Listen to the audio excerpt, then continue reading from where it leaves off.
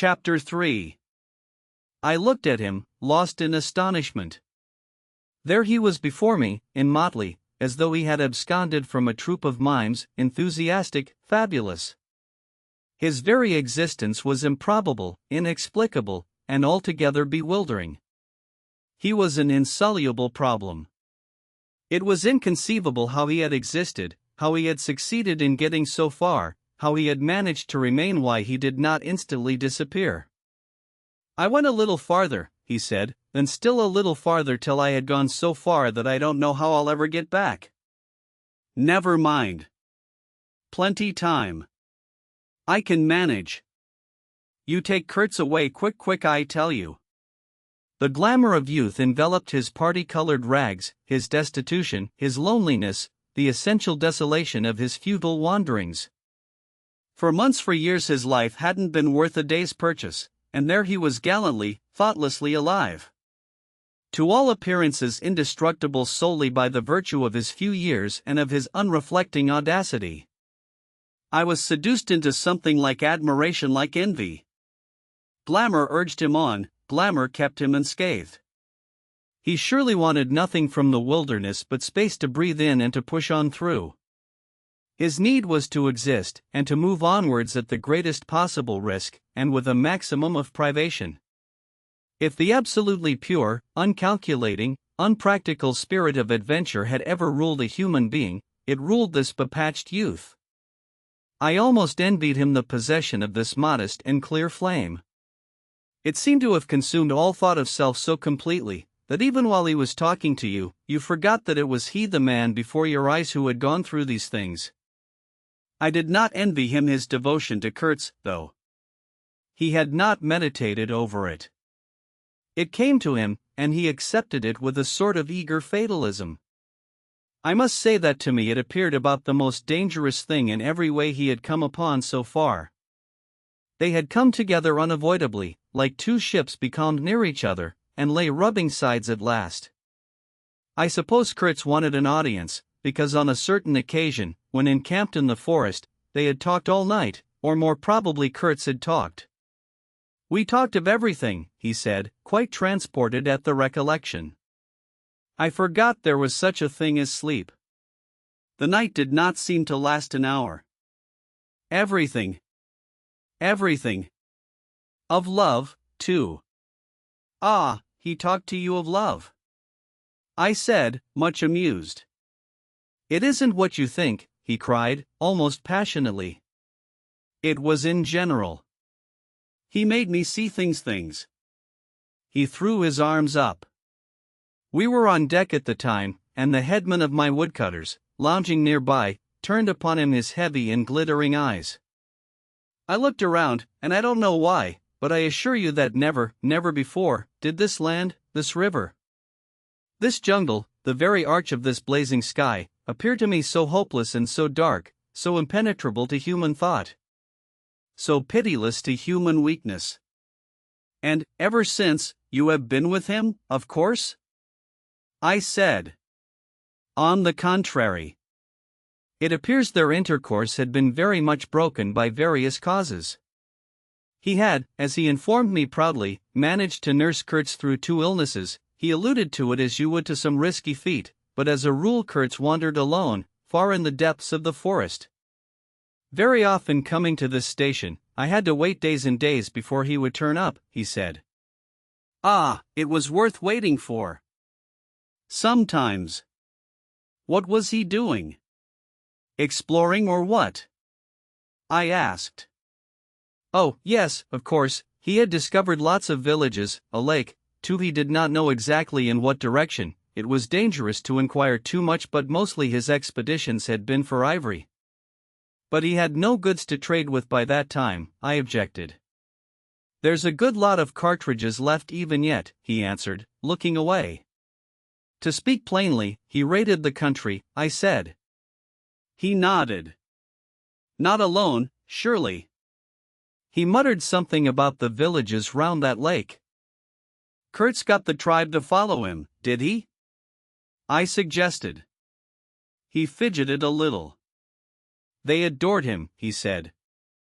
The tone of these words was so extraordinary that I looked at him searchingly.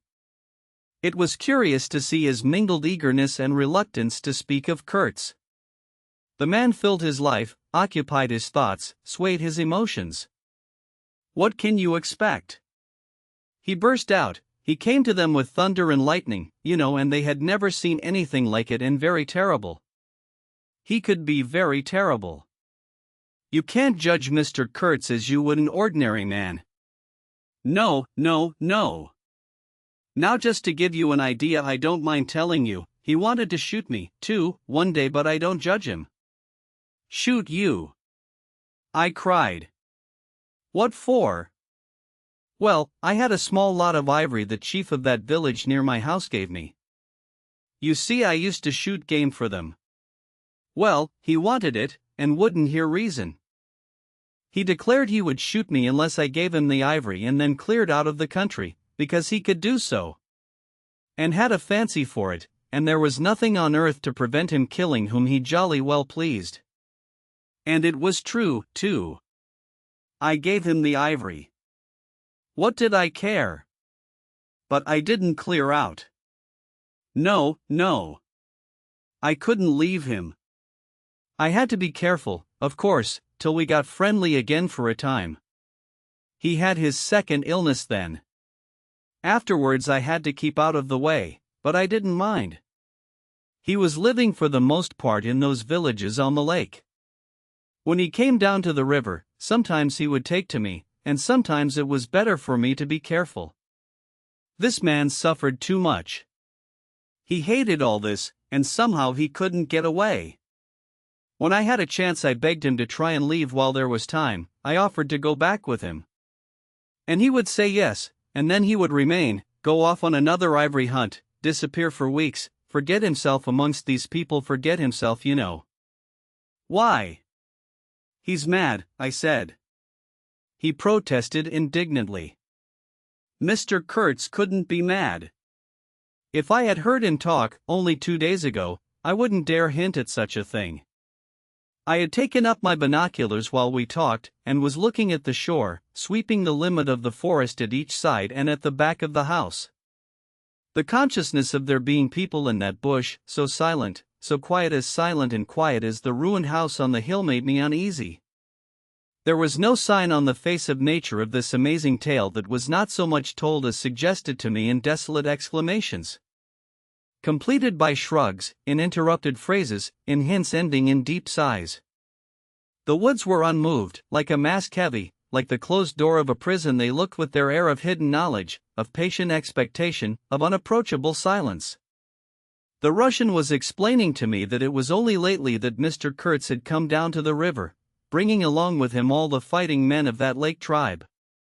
He had been absent for several months getting himself adored, I suppose, and had come down unexpectedly, with the intention to all appearance of making a raid either across the river or downstream. Evidently the appetite for more ivory had got the better of the what shall I say? Less material aspirations. However, he had got much worse suddenly. I heard he was lying helpless, and so I came up, took my chance, said the Russian. Oh, he is bad, very bad. I directed my glass to the house.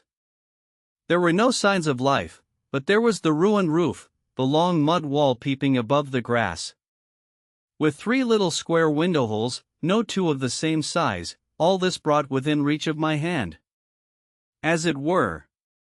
And then I made a brusque movement, and one of the remaining posts of that vanished fence leaped up in the field of my glass. You remember I told you I had been struck at the distance by certain attempts at ornamentation, rather remarkable in the ruinous aspect of the place.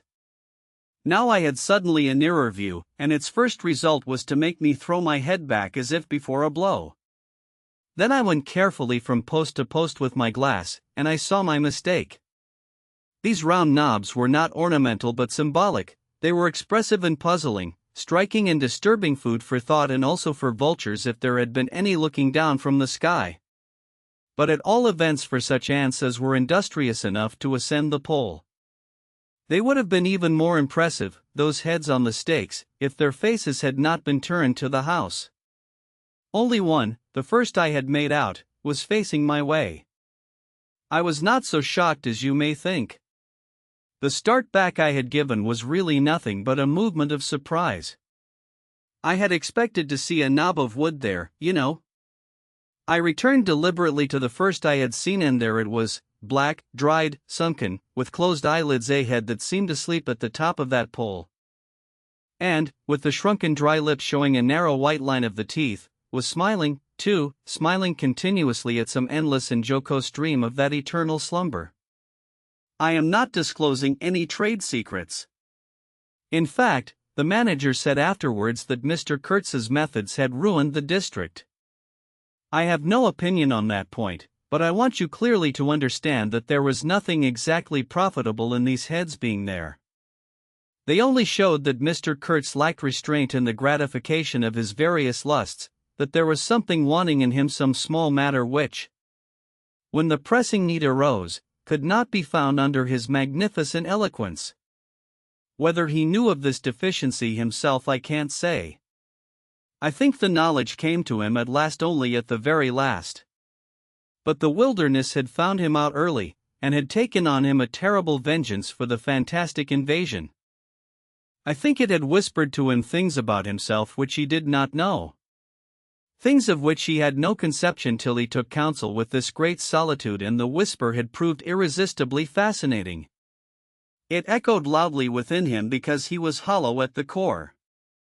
I put down the glass, and the head that had appeared near enough to be spoken to seemed at once to have leaped away from me into inaccessible distance. The admirer of Mr. Kurtz was a bit crestfallen. In a hurried, indistinct voice he began to assure me he had not dared to take these symbols down. He was not afraid of the natives, they would not stir till Mr. Kurtz gave the word. His ascendancy was extraordinary. The camps of these people surrounded the place, and the chiefs came every day to see him. They would crawl. I don't want to know anything of the ceremonies used when approaching Mr. Kurtz, I shouted. Curious, this feeling that came over me that such details would be more intolerable than those heads drying on the stakes under Mr. Kurtz's windows. After all, that was only a savage sight, while I seemed at one bound to have been transported into some lightless region of subtle horrors, where pure, uncomplicated savagery was a positive relief, being something that had a right to exist obviously in the sunshine. The young man looked at me with surprise. I suppose it did not occur to him that Mr. Kurtz was no idol of mine. He forgot I hadn't heard any of these splendid monologues on, what was it? On love, justice, conduct of life, or what not. If it had come to crawling before Mr. Kurtz, he crawled as much as the veriest savage of them all. I had no idea of the conditions, he said, these heads were the heads of rebels. I shocked him excessively by laughing. Rebels! What would be the next definition I was to hear? There had been enemies, criminals, workers, and these were rebels. Those rebellious heads looked very subdued to me on their sticks. You don't know how such a life tries a man like Kurtz, cried Kurtz's last disciple. Well, and you? I said. I am a simple man. I have no great thoughts. I want nothing from anybody. How can you compare me to? His feelings were too much for speech, and suddenly he broke down. I don't understand, he groaned. I've been doing my best to keep him alive, and that's enough. I had no hand in all this. I have no abilities. There hasn't been a drop of medicine or a mouthful of invalid food for months here. He was shamefully abandoned. A man like this, with such ideas. Shamefully. Shamefully. I haven't slept for the last 10 nights. His voice lost itself in the calm of the evening. The long shadows of the forest had slipped downhill while we talked, had gone far beyond the ruined hovel, beyond the symbolic row of stakes. All this was in the gloom, while we down there were yet in the sunshine, and the stretch of the river abreast of the clearing glittered in a still and dazzling splendor. with a murky and overshadowed bend above and below. Not a living soul was seen on the shore. The bushes did not rustle. Suddenly round the corner of the house a group of men appeared, as though they had come up from the ground. They waded waist-deep in the grass, in a compact body, bearing an improvised stretcher in their midst. Instantly, in the emptiness of the landscape, a cry arose whose shrillness pierced the still air like a sharp arrow flying straight to the very heart of the land. And, as if by enchantment, streams of naked human beings with spears in their hands, with bows, with shields, with wild glances and savage movements, were poured into the clearing by the dark-faced and pensive forest. The bushes shook, the grass swayed for a time, and then everything stood still in attentive immobility. "Now, if he does not say the right thing to them, we are all done for," said the Russian at my elbow. The knot of men with the stretcher had stopped, too, halfway to the steamer, as if petrified. I saw the man on the stretcher sit up, lank and with an uplifted arm, above the shoulders of the bearers. Let us hope that the man who can talk so well of love in general will find some particular reason to spare us this time, I said. I resented bitterly the absurd danger of our situation, as if to be at the mercy of that atrocious phantom had been a dishonoring necessity. I could not hear a sound, but through my glasses I saw the thin arm extended commandingly, the lower jaw moving. The eyes of that apparition shining darkly far in its bony head that nodded with grotesque jerks. Kurtz, that means short in German, don't it? Well, the name was as true as everything else in his life and death. He looked at least 7 feet long. His covering had fallen off, and his body emerged from it pitiful and appalling as from a winding sheet. I could see the cage of his ribs all astir, the bones of his arm waving. It was as though an animated image of death carved out of old ivory had been shaking its hand with menaces at a motionless crowd of men made of dark and glittering bronze. I saw him open his mouth wide. It gave him a weirdly voracious aspect, as though he had wanted to swallow all the air, all the earth, all the men before him. A deep voice reached me faintly. He must have been shouting. He fell back suddenly. The stretcher shook as the bearers staggered forward again, and almost at the same time I noticed that the crowd of savages was vanishing without any perceptible movement of retreat. As if the forest that had ejected these beings so suddenly had drawn them in again as the breath is drawn in a long aspiration. Some of the pilgrims behind the stretcher carried his arms 2 shotguns, a heavy rifle, and a light revolver carbine, the thunderbolts of that pitiful Jupiter. The manager bent over him murmuring as he walked beside his head. They laid him down in one of the little cabins, just a room for a bed place and a camp stool or two, you know. We had brought his belated correspondence, and a lot of torn envelopes and open letters littered his bed. His hand roamed feebly amongst these papers. I was struck by the fire of his eyes and the composed languor of his expression. It was not so much the exhaustion of disease. He did not seem in pain. This shadow looked satiated and calm, as though for the moment it had its fill of all the emotions. He rustled one of the letters, and looking straight in my face said, "I am glad. Somebody had been writing to him about me." These special recommendations were turning up again. The volume of tone he emitted without effort, almost without the trouble of moving his lips, amazed me. A voice. A voice. It was grave, profound, vibrating, while the man did not seem capable of a whisper. However, he had enough strength in him, factitious no doubt, to very nearly make an end of us, as you shall hear directly. The manager appeared silently in the doorway. I stepped out at once and he drew the curtain after me. The Russian, eyed curiously by the pilgrims, was staring at the shore. I followed the direction of his glance. Dark human shapes could be made out in the distance, flitting indistinctly against the gloomy border of the forest. And near the river 2 bronze figures, leaning on tall spears, stood in the sunlight under fantastic headdresses of spotted skins. Warlike and still in statuesque repose. And from right to left along the lighted shore moved a wild and gorgeous apparition of a woman. She walked with measured steps, draped in striped and fringed cloths, treading the earth proudly, with a slight jingle and flash of barbarous ornaments. She carried her head high, her hair was done in the shape of a helmet, she had brass leggings to the knee, brass wire gauntlets to the elbow, a crimson spot on her tawny cheek, innumerable necklaces of glass beads on her neck. Bizarre things, charms, gifts of witchmen, that hung about her, glittered and trembled at every step. She must have had the value of several elephant tusks upon her. She was savage and superb, wild-eyed and magnificent. There was something ominous and stately in her deliberate progress.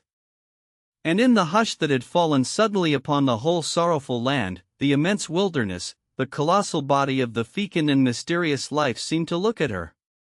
Pensive, as though it had been looking at the image of its own tenebrous and passionate soul. She came abreast of the steamer, stood still, and faced us. Her long shadow fell to the water's edge.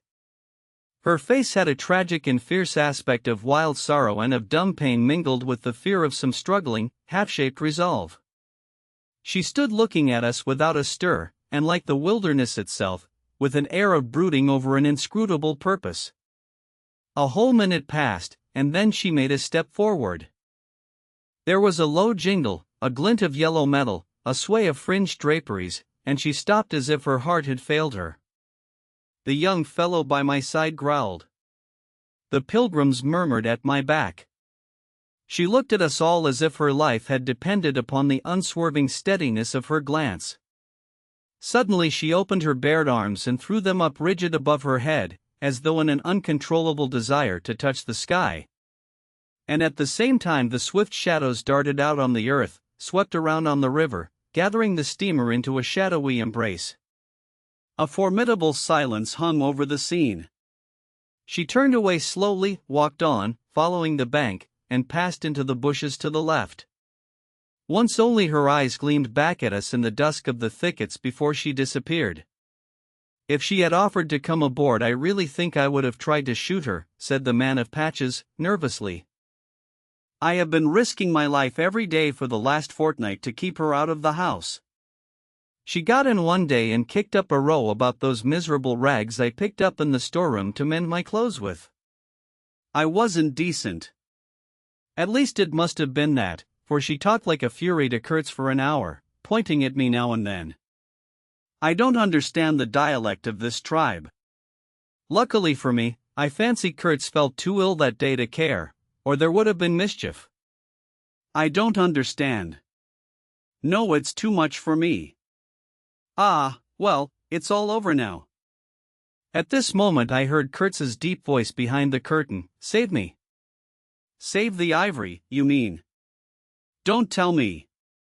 Save me. Why, I've had to save you. You are interrupting my plans now.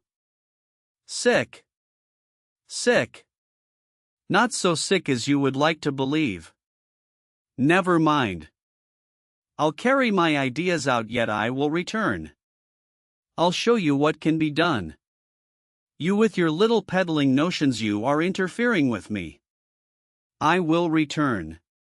The manager came out. He did me the honor to take me under the arm and lead me aside. He is very low, he said. He considered it necessary to sigh, but neglected to be consistently sorrowful. We have done all we could for him, haven't we?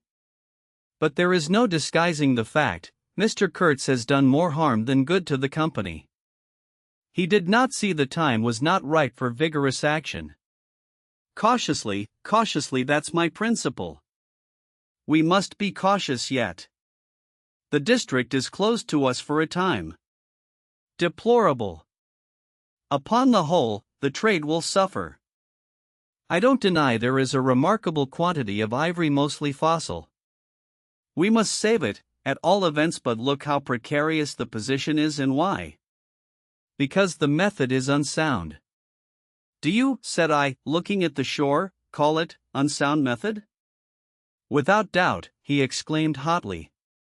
Don't you? No method at all, I murmured after a while. Exactly, he exulted. I anticipated this. Shows a complete want of judgment. It is my duty to point it out in the proper quarter. Oh, said I, that fellow what's his name? The brickmaker will make a readable report for you. He appeared confounded for a moment.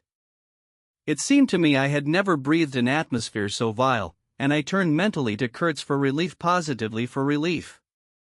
Nevertheless, I think Mr. Kurtz is a remarkable man, I said with emphasis. He started, dropped on me a heavy glance, said very quietly, he was, and turned his back on me. My hour of favor was over. I found myself lumped along with Kurtz as a partisan of methods for which the time was not ripe. I was unsound. Ah! But it was something to have at least a choice of nightmares. I had turned to the wilderness really, not to Mr. Kurtz, who, I was ready to admit, was as good as buried. And for a moment it seemed to me as if I also were buried in a vast grave full of unspeakable secrets. I felt an intolerable weight oppressing my breast, the smell of the damp earth, the unseen presence of victorious corruption, the darkness of an impenetrable night. The Russian tapped me on the shoulder. I heard him mumbling and stammering something about Brother Seaman couldn't conceal knowledge of matters that would affect Mr. Kurtz's reputation. I waited. For him evidently Mr. Kurtz was not in his grave. I suspect that for him Mr. Kurtz was one of the immortals. Well, said I at last, speak out. As it happens, I am Mr. Kurtz's friend in a way. He stated with a good deal of formality that had we not been of the same profession, he would have kept the matter to himself without regard to consequences. He suspected there was an active ill will towards him on the part of these white men. That you are right, I said, remembering a certain conversation I had overheard. The manager thinks you ought to be hanged. He showed a concern at this intelligence which amused me at first. I had better get out of the way quietly, he said earnestly. I can do no more for Kurtz now, and they would soon find some excuse. What's to stop them? There's a military post 300 miles from here. Well, upon my word, said I, perhaps you had better go if you have any friends amongst the savages nearby. Plenty, he said. They are simple people and I want nothing, you know. He stood biting his lip, then, I don't want any harm to happen to these whites here, but of course I was thinking of Mr. Kurtz's reputation. But you are a brother seaman and all right, said I, after a time. Mr. Kurtz's reputation is safe with me. I did not know how truly I spoke. He informed me, lowering his voice, that it was Kurtz who had ordered the attack to be made on the steamer.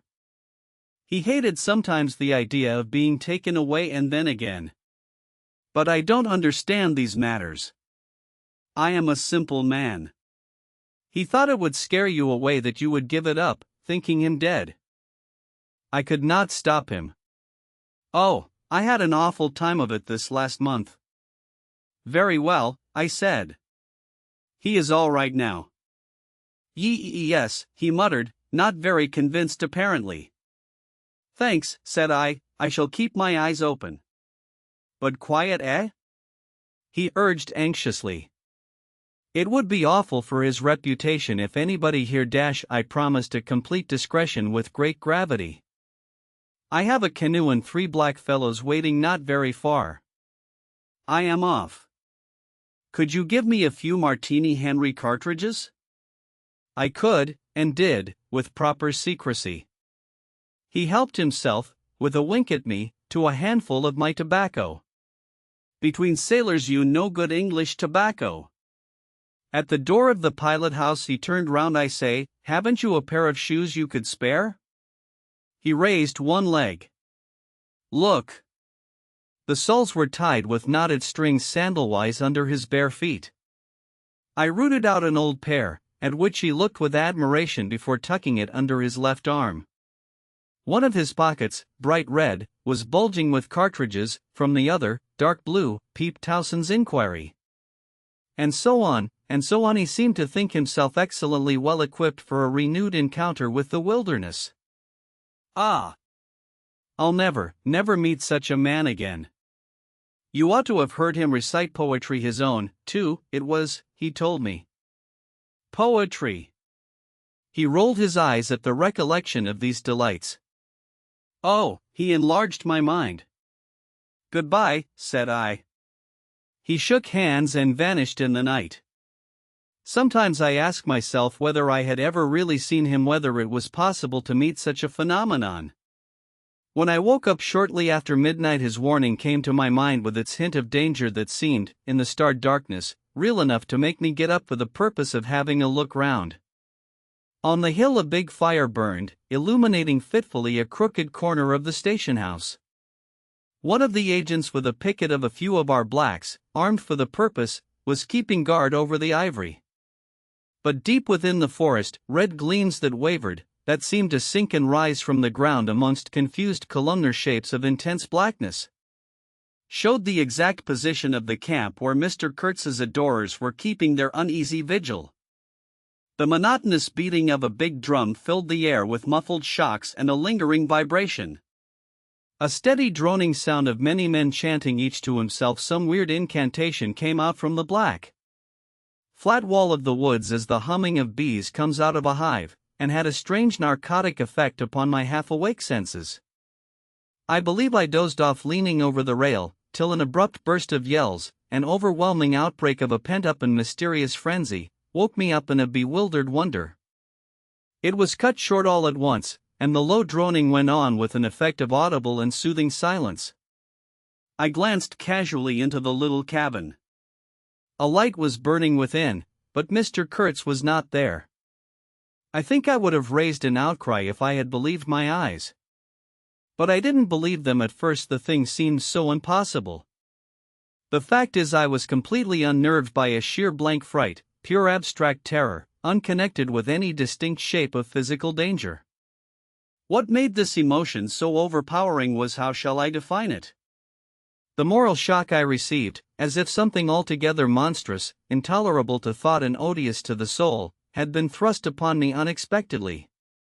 This lasted, of course, the merest fraction of a second, and then the usual sense of commonplace, deadly danger. The possibility of a sudden onslaught and massacre, or something of the kind, which I saw impending, was positively welcome and composing. It pacified me, in fact, so much that I did not raise an alarm. There was an agent buttoned up inside an ulster and sleeping on a chair on deck within 3 feet of me. The yells had not awakened him. He snored very slightly. I left him to his slumbers and leaped ashore. I did not betray Mr. Kurtz. It was ordered I should never betray him. It was written I should be loyal to the nightmare of my choice. I was anxious to deal with this shadow by myself alone, and to this day I don't know why I was so jealous of sharing with anyone the peculiar blackness of that experience. As soon as I got on the bank, I saw a broad trail through the grass. I remember the exultation with which I said to myself, "He can't walk, he is crawling on all fours. I've got him." The grass was wet with dew. I strode rapidly with clenched fists. I fancy I had some vague notion of falling upon him and giving him a drubbing. I don't know. I had some imbecile thoughts. The knitting old woman with the cat obtruded herself upon my memory as a most improper person to be sitting at the other end of such an affair. I saw a row of pilgrims squirting lead in the air out of Winchesters held to the hip. I thought I would never get back to the steamer, and imagined myself living alone and unarmed in the woods to an advanced age. Such silly things, you know. And I remember I confounded the beat of the drum with the beating of my heart, and was pleased at its calm regularity. I kept to the track though, then stopped to listen. The night was very clear, a dark blue space, sparkling with dew and starlight, in which black things stood very still. I thought I could see a kind of motion ahead of me.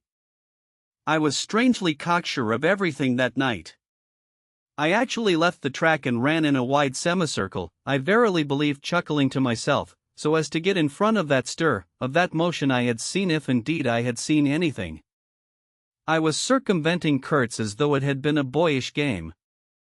I came upon him, and, if he had not heard me coming, I would have fallen over him, too, but he got up in time. He rose, unsteady, long, pale, indistinct, like a vapor exhaled by the earth, and swayed slightly, misty and silent before me. While at my back the fires loomed between the trees, and the murmur of many voices issued from the forest. I had cut him off cleverly, but when actually confronting him I seemed to come to my senses. I saw the danger in its right proportion. It was by no means over yet. Suppose he began to shout? Though he could hardly stand, there was still plenty of vigor in his voice. "Go away, hide yourself," he said, in that profound tone. It was very awful. I glanced back. We were within 30 yards from the nearest fire. A black figure stood up, strode on long black legs, waving long black arms, across the glow. It had antelope horns, I think, on its head. Some sorcerer, some witchman, no doubt. It looked fiend-like enough.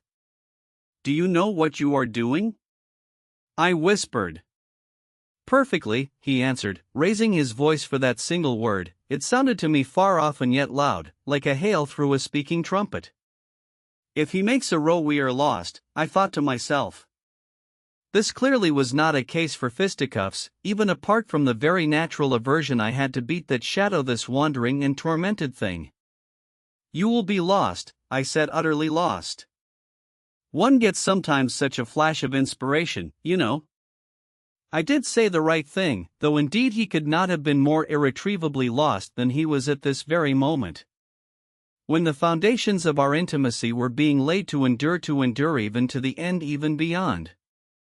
"I had immense plans," he muttered irresolutely. "Yes," said I, "but if you try to shout I'll smash your head with dash. There is not a stick or a stone near." "I will throttle you for good," I corrected myself. "I was on the threshold of great things," he pleaded, in a voice of longing, with a wistfulness of tone that made my blood run cold. "And now for this stupid scoundrel dash. Your success in Europe is assured in any case," I affirmed steadily. I did not want to have the throttling of him, you understand, and indeed it would have been very little use for any practical purpose. I tried to break the spell, the heavy, mute spell of the wilderness that seemed to draw him to its pitiless breast by the awakening of forgotten and brutal instincts. By the memory of gratified and monstrous passions. This alone, I was convinced, had driven him out to the edge of the forest, to the bush, towards the gleam of fires. The throb of drums, the drone of weird incantations, this alone had beguiled his unlawful soul beyond the bounds of permitted aspirations. And, don't you see, the terror of the position was not in being knocked on the head, though I had a very lively sense of that danger, too, but in this, that I had to deal with a being to whom I could not appeal in the name of anything high or low. I had, even like the niggers, to invoke him himself, his own exalted and incredible degradation. There was nothing either above or below him, and I knew it. He had kicked himself loose of the earth. Confound the man! He had kicked the very earth to pieces. He was alone, and I before him did not know whether I stood on the ground or floated in the air. I've been telling you what we said, repeating the phrases we pronounced, but what's the good? They were common everyday words, the familiar, vague sounds exchanged on every waking day of life. But what of that? They had behind them, to my mind, the terrific suggestiveness of words heard in dreams, of phrases spoken in nightmares. Soul. If anybody ever struggled with a soul, I am the man. And I wasn't arguing with a lunatic either. Believe me or not, his intelligence was perfectly clear, concentrated, it is true, upon himself with horrible intensity. Yet clear, and therein was my only chance, barring, of course, the killing him there and then, which wasn't so good, on account of unavoidable noise. But his soul was mad. Being alone in the wilderness, it had looked within itself, and, by heavens, I tell you, it had gone mad.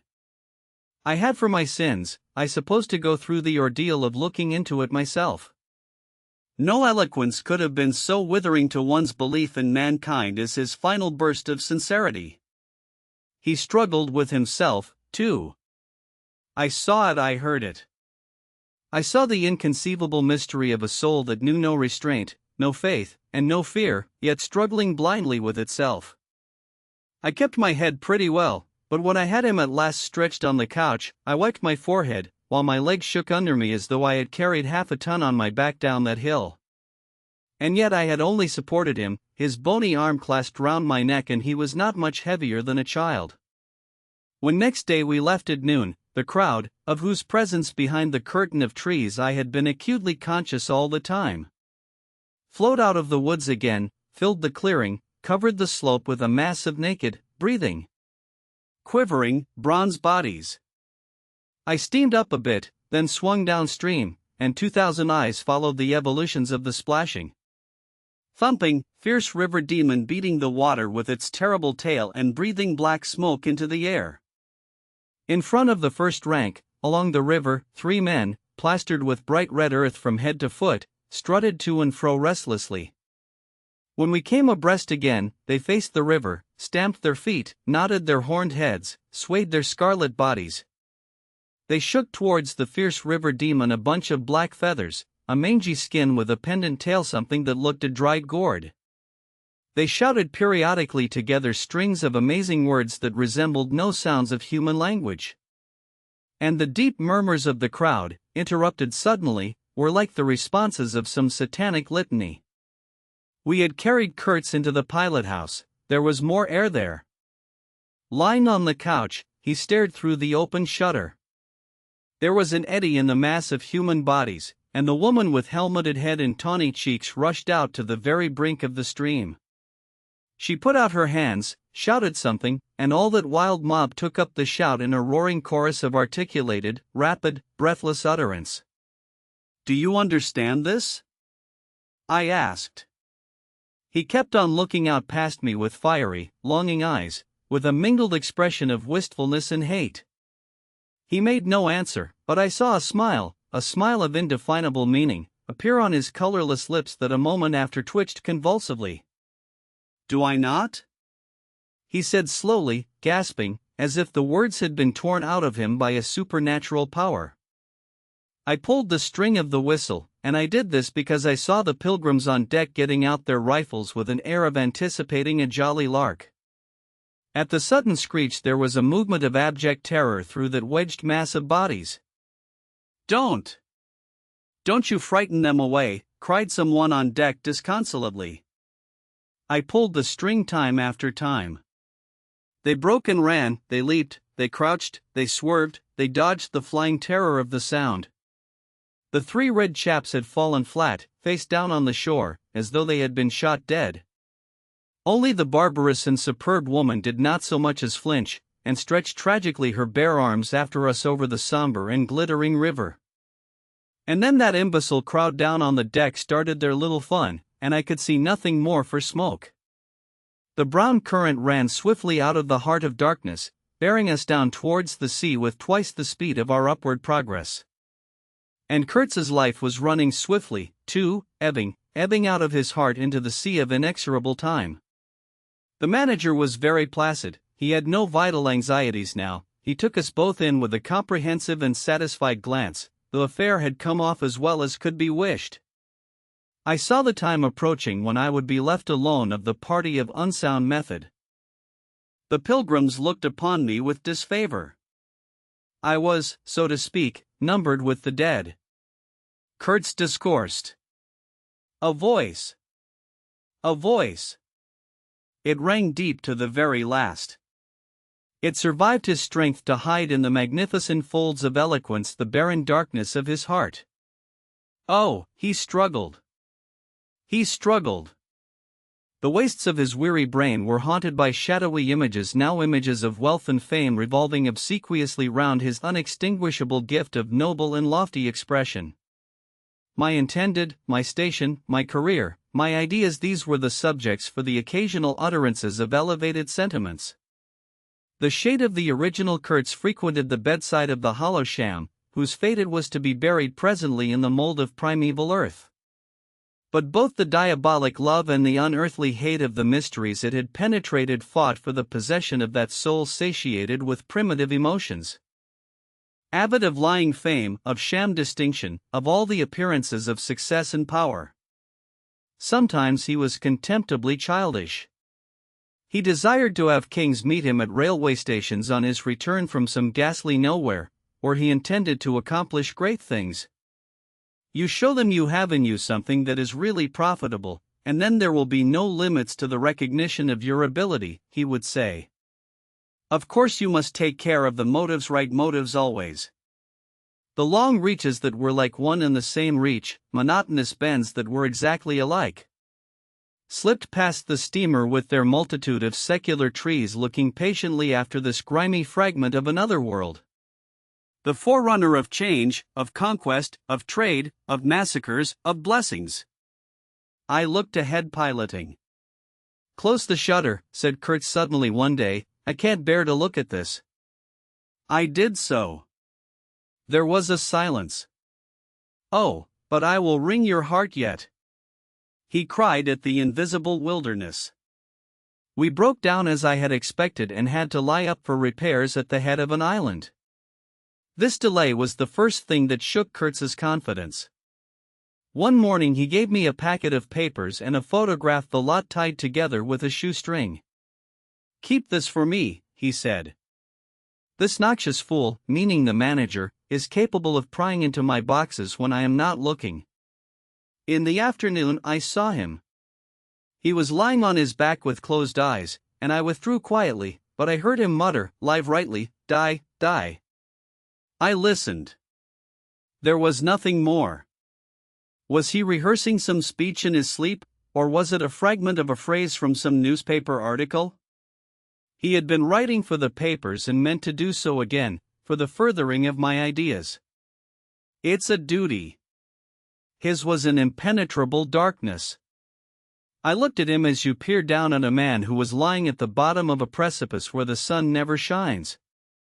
But I had not much time to give him, because I was helping the engine driver to take to pieces the leaky cylinders, to straighten a bent connecting rod, and in other such matters. I lived in an infernal mess of rust, filings, nuts, bolts, spanners, hammers, ratchet drills, things I abominate, because I don't get on with them. I tended the little forge we fortunately had aboard. I toiled wearily in a wretched scrap heap unless I had the shakes too bad to stand. One evening, coming in with a candle, I was startled to hear him say a little tremulously, I am lying here in the dark waiting for death. The light was within a foot of his eyes. I forced myself to murmur, oh, nonsense, and stood over him as if transfixed. Anything approaching the change that came over his features I have never seen before, and hope never to see again. Oh, I wasn't touched. I was fascinated. It was as though a veil had been rent. I saw on that ivory face the expression of somber pride, of ruthless power, of craven terror, of an intense and hopeless despair. Did he live his life again in every detail of desire, temptation, and surrender during that supreme moment of complete knowledge? The horror! The horror! I blew the candle out and left the cabin. The pilgrims were dining in the mess room, and I took my place opposite the manager, who lifted his eyes to give me a questioning glance, which I successfully ignored. He leaned back, serene, with that peculiar smile of his sealing the unexpressed depths of his meanness. A continuous shower of small flies streamed upon the lamp, upon the cloth, upon our hands and faces. Mr. Kurtz, he dead. All the pilgrims rushed out to see. I remained, and went on with my dinner. I believe I was considered brutally callous. However, I did not eat much. There was a lamp in their light, don't you know, and outside it was so beastly dark. I went no more near the remarkable man who had pronounced a judgment upon the adventures of his soul on this earth. The voice was gone. What else had been there? But I am of course aware that next day the pilgrims buried something in a muddy hole. And then they very nearly buried me. However, as you see, I did not go to join Kurtz there and then. I did not. I remained to dream the nightmare out to the end, and to show my loyalty to Kurtz once more. Destiny. My destiny. Droll thing life is, that mysterious arrangement of merciless logic for a futile purpose. The most you can hope from it is some knowledge of yourself that comes too late, a crop of unextinguishable regrets. I have wrestled with death. It is the most unexciting contest you can imagine. It takes place in an impalpable grayness, with nothing underfoot, with nothing around, without spectators. Without clamor, without glory, without the great desire of victory, without the great fear of defeat. In a sickly atmosphere of tepid skepticism, without much belief in your own right, and still less in that of your adversary. If such is the form of ultimate wisdom, then life is a greater riddle than some of us think it to be. I was within a hair's breadth of the last opportunity for pronouncement, and I found with humiliation that probably I would have nothing to say. This is the reason why I affirm that Kurtz was a remarkable man. He had something to say. He said it. Since I had peeped over the edge myself, I understand better the meaning of his stare, that could not see the flame of the candle, but was wide enough to embrace the whole universe, piercing enough to penetrate all the hearts that beat in the darkness. He had summed up, he had judged. The horror. He was a remarkable man. After all, this was the expression of some sort of belief. It had candor, it had conviction, it had a vibrating note of revolt in its whisper. It had the appalling face of a glimpsed truth, a strange commingling of desire and hate. And it is not my own extremity I remember best, a vision of grayness without form filled with physical pain, and a careless contempt for the evanescence of all things, even of this pain itself. No! It is his extremity that I seem to have lived through. True, he had made that last stride, he had stepped over the edge, while I had been permitted to draw back my hesitating foot. And perhaps in this is the whole difference, perhaps all the wisdom, and all truth, and all sincerity are just compressed into that inappreciable moment of time in which we step over the threshold of the invisible. Perhaps. I like to think my summing up would not have been a word of careless contempt. Better his cry, much better. It was an affirmation, a moral victory paid for by innumerable defeats, by abominable terrors, by abominable satisfactions. But it was a victory. That is why I have remained loyal to Kurtz to the last, and even beyond, when a long time after I heard once more, not his own voice, but the echo of his magnificent eloquence thrown to me from a soul as translucently pure as a cliff of crystal. No, they did not bury me, though there is a period of time which I remember mistily, with a shuddering wonder, like a passage through some inconceivable world that had no hope in it and no desire. I found myself back in the sepulchral city, resenting the sight of people hurrying through the streets to filch a little money from each other, to devour their infamous cookery, to gulp their unwholesome beer, to dream their insignificant and silly dream as they trespassed upon my thoughts. They were intruders whose knowledge of life was to me an irritating pretense, because I felt so sure they could not possibly know the things I knew. Their bearing, which was simply the bearing of commonplace individuals going about their business in the assurance of perfect safety, was offensive to me, like the outrageous flauntings of folly in the face of a danger it is unable to comprehend. I had no particular desire to enlighten them, but I had some difficulty in restraining myself from laughing in their faces so full of stupid importance. I dare say I was not very well at that time. I tottered about the streets. There were various affairs to settle, grinning bitterly at perfectly respectable persons. I admit my behavior was inexcusable, but then my temperature was seldom normal in these days. My dear aunt's endeavors to nurse up my strength seemed altogether beside the mark. It was not my strength that wanted nursing, it was my imagination that wanted soothing.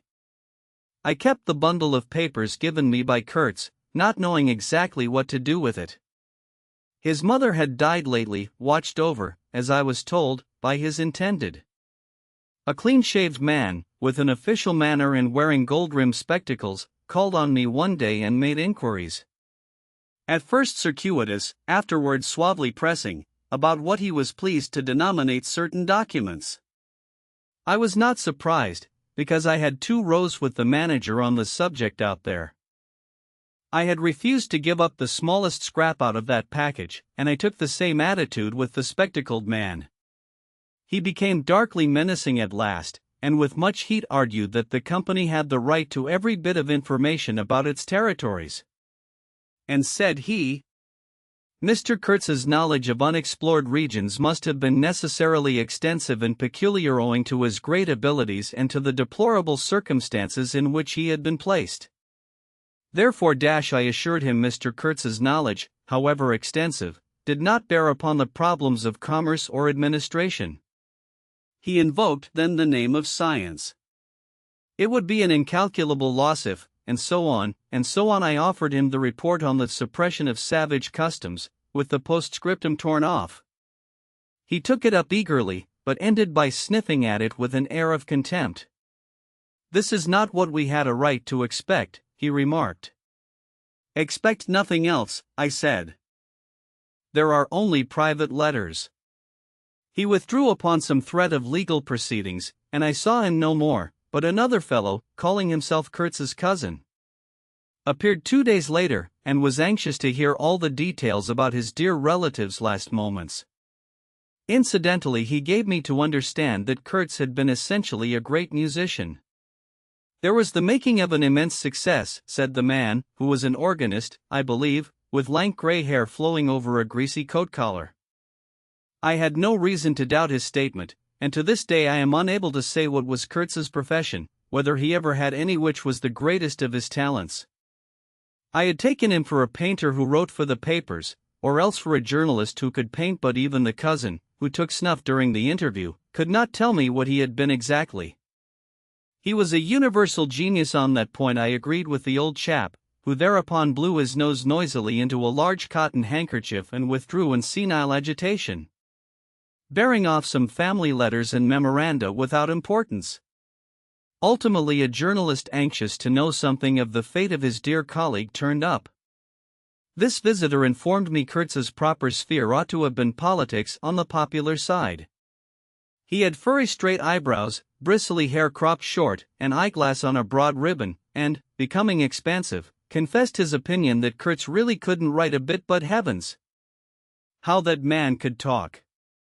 He electrified large meetings. He had faith, don't you see? He had the faith. He could get himself to believe anything. He would have been a splendid leader of an extreme party. What party? I asked. Any party, answered the other. He was an extremist. Did I not think so? I assented. Did I know, he asked, with a sudden flash of curiosity, what it was that had induced him to go out there? Yes, said I, and forthwith handed him the famous report for publication, if he thought fit.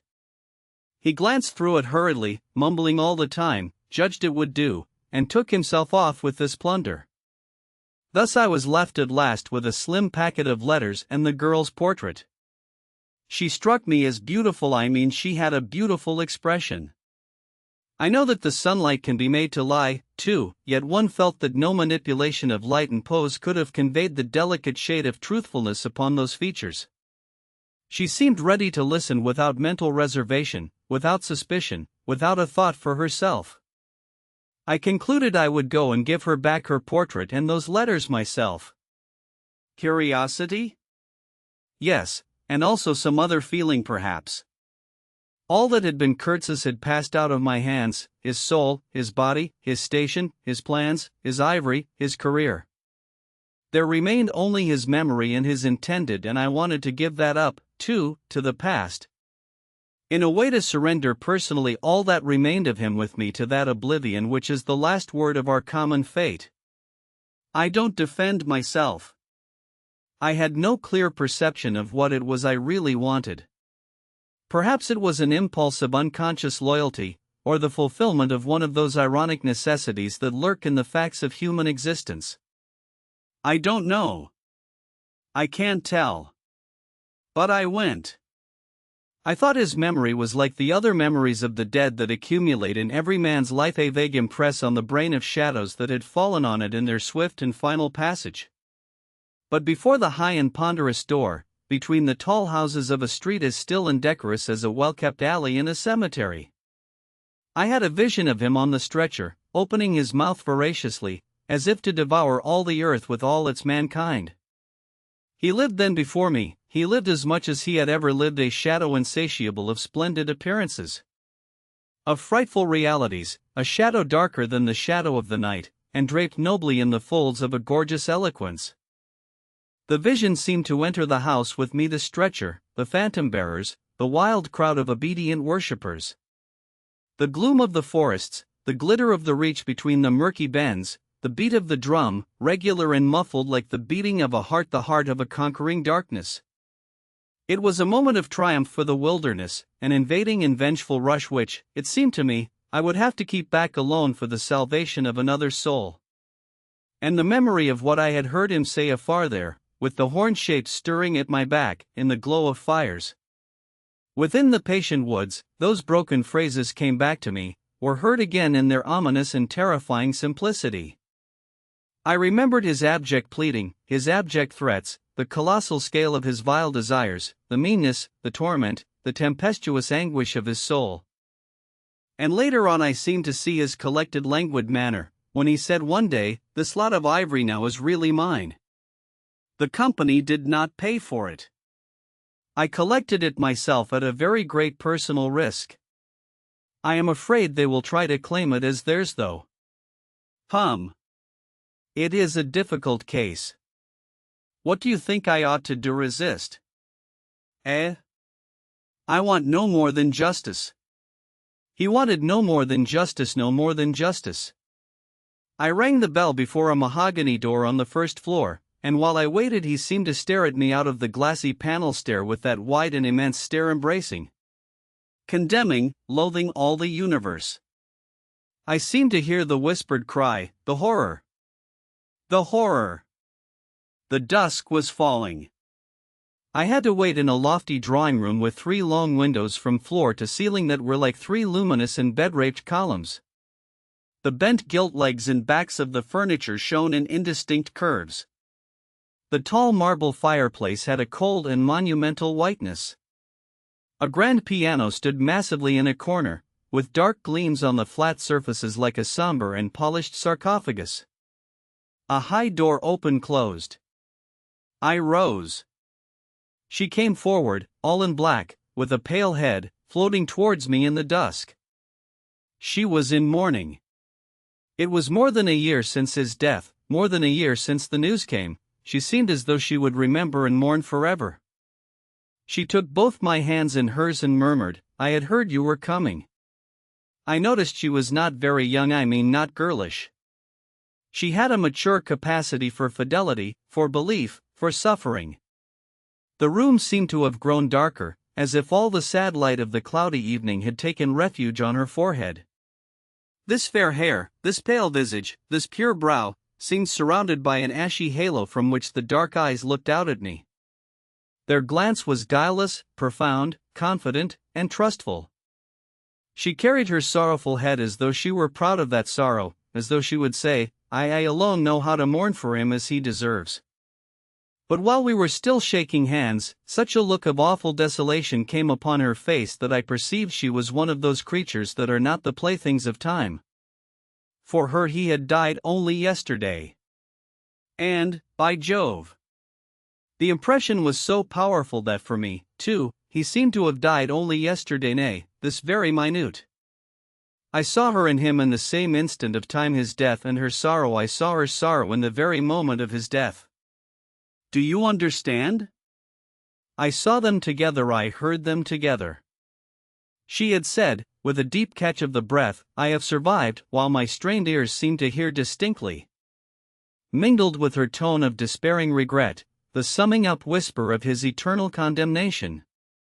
I asked myself what I was doing there, with a sensation of panic in my heart, as though I had blundered into a place of cruel and absurd mysteries not fit for a human being to behold. She motioned me to a chair.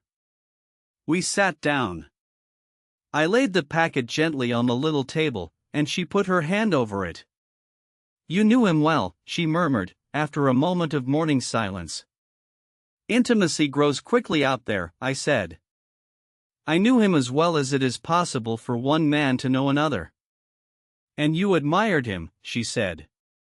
It was impossible to know him and not to admire him. Was it? He was a remarkable man, I said, unsteadily. Then before the appealing fixity of her gaze, that seemed to watch for more words on my lips, I went on. It was impossible not to love him, she finished eagerly, silencing me into an appalled dumbness. How true! How true! But when you think that no one knew him so well as I had all his noble confidence. I knew him best. You knew him best, I repeated. And perhaps she did.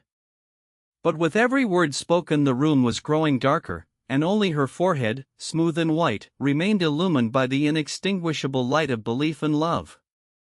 You were his friend, she went on. His friend, she repeated, a little louder.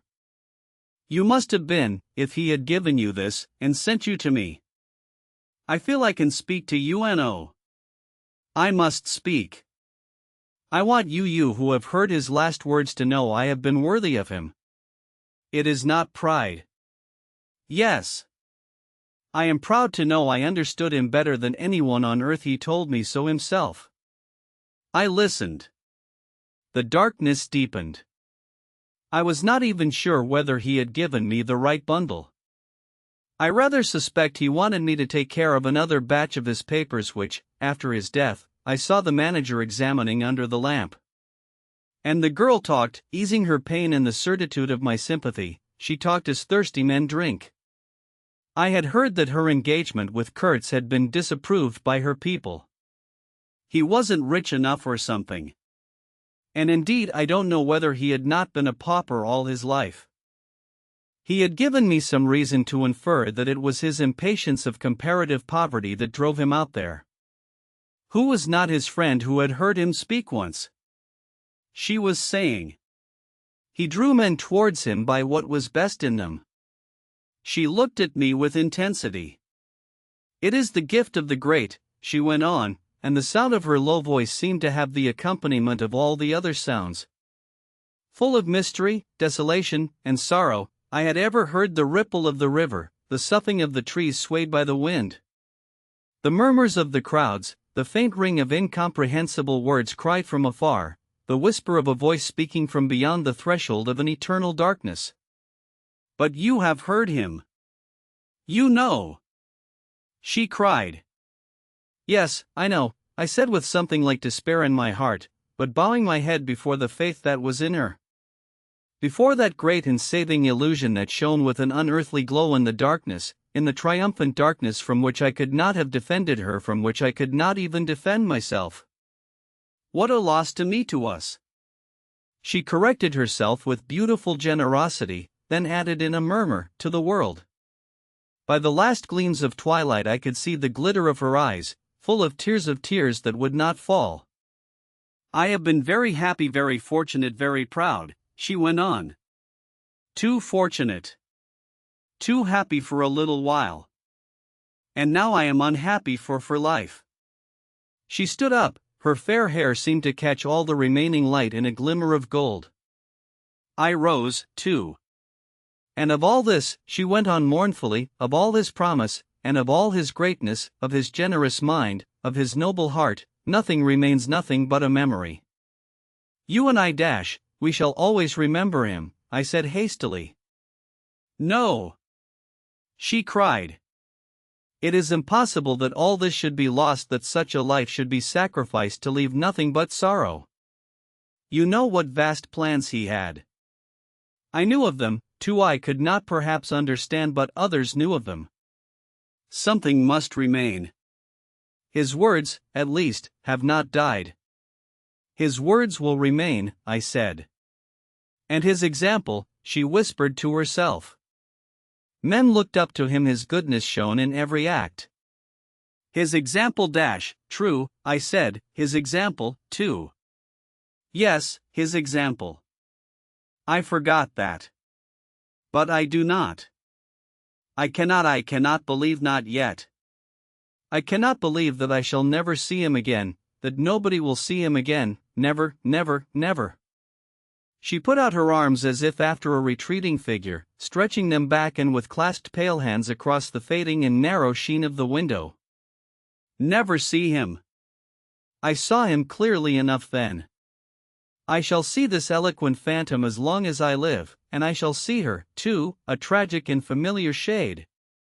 Resembling in this gesture another one, tragic also, and bedecked with powerless charms, stretching bare brown arms over the glitter of the infernal stream. The stream of darkness. She said suddenly very low, he died as he lived. His end, said I, with dull anger stirring in me, was in every way worthy of his life. And I was not with him, she murmured. My anger subsided before a feeling of infinite pity. Everything that could be done, I mumbled. Ah, but I believed in him more than anyone on earth, more than his own mother, more than himself. He needed me. Me. I would have treasured every sigh, every word, every sign, every glance. I felt like a chill grip on my chest. Don't, I said, in a muffled voice. Forgive me. I have mourned so long in silence. You were with him to the last? I think of his loneliness. Nobody near to understand him as I would have understood. Perhaps no one to hear. To the very end, I said, shakily. I heard his very last words. I stopped in a fright. Repeat them, she murmured in a heartbroken tone. I want something to live with. I was on the point of crying at her, don't you hear them? The dusk was repeating them in a persistent whisper all around us, in a whisper that seemed to swell menacingly like the first whisper of a rising wind. The horror! The horror! His last word to live with, she insisted. Don't you understand? I loved him. I pulled myself together and spoke slowly. The last word he pronounced was your name.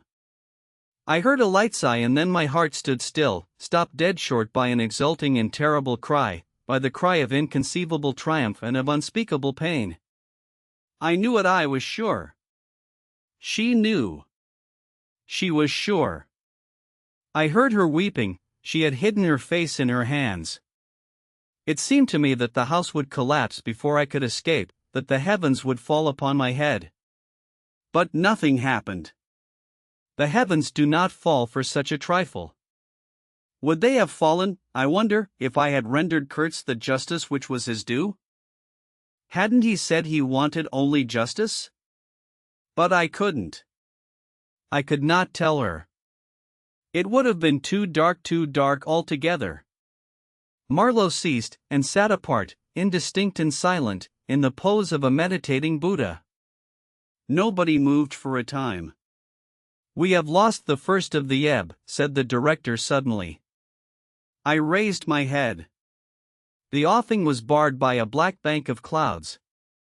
And the tranquil waterway leading to the uttermost ends of the earth flowed somber under an overcast sky, seemed to lead into the heart of an immense darkness. The END